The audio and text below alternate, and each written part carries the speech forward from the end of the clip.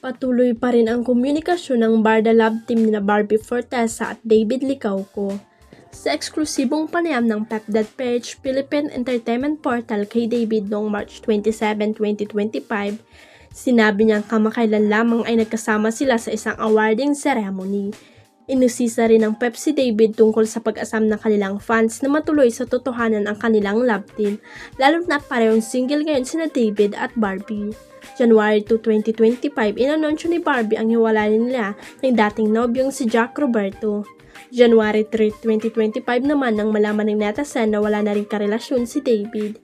Pero ayaw mo nang pag-usapan ito ni David, lalo't na nakatutok daw ngayon si Barbie sa pag-move on. Sabi ng kapuso actor, I think as of right now, Barbie is focusing on herself.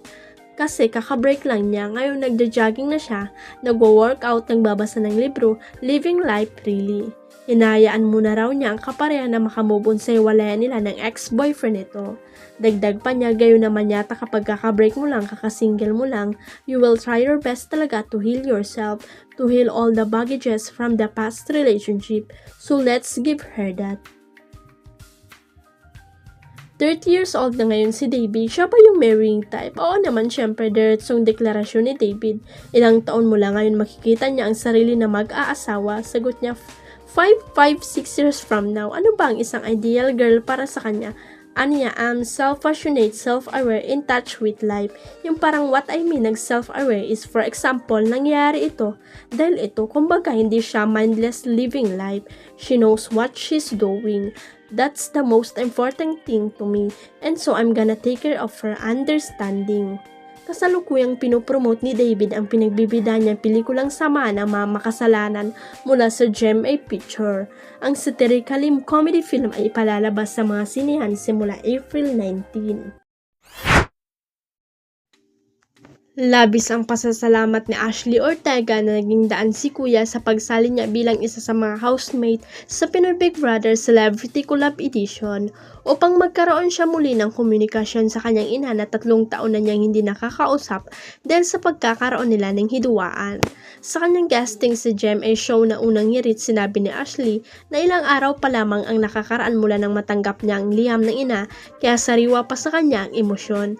Actually, that was just a couple of days ago. So very fresh pa. Sobrang natouch ako.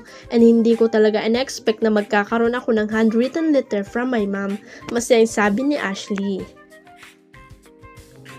So that was the first message I received from her after not talking to her for how many years. So nabigla ako. Actually, after reading that message, naiyak ako. Syempre, hindi ko napigilan yung sarili ko pag nasa confession room talaga ako. Hindi ko alam, marami palang nararamdaman, dagdag niya. Inalala ni Ashley ang desisyon niya noon na umalis sa poder ng kanyang ina, kaya 3 taon na niya itong hindi nakakausap. It was hard for me to accept it na do I deserve a letter from my mom saying those words to me kasi parang syempre I left her and haven't spoken to her. Sabi ng actress. Pagkalabas ng bahay ni Kuya, sinabi ni Ashley na nagpadala siya ng bulaklak sa kanyang ina. Nais daw muna niyang magkaroon ng sapat na oras bago niya makipagkita sa kanyang ina. Wala umano ang kanyang ina nang mag-iwan siya ng bulaklak sa labas ng bahay nito. Pinasalamatan ni Ashley si Kuya dahil ginawa nitong posible ang kanyang pagkikipagsundo sa ina. Bilib talaga ako kay Kuya, si Kuya talaga na nagawa niya ng paraan, or I don't know how he did na magkaroon kami ng moment ng mom ko na kumbaga yung mag-reach out ako sa kanya and I received a message from my mom, saad ni Ashley.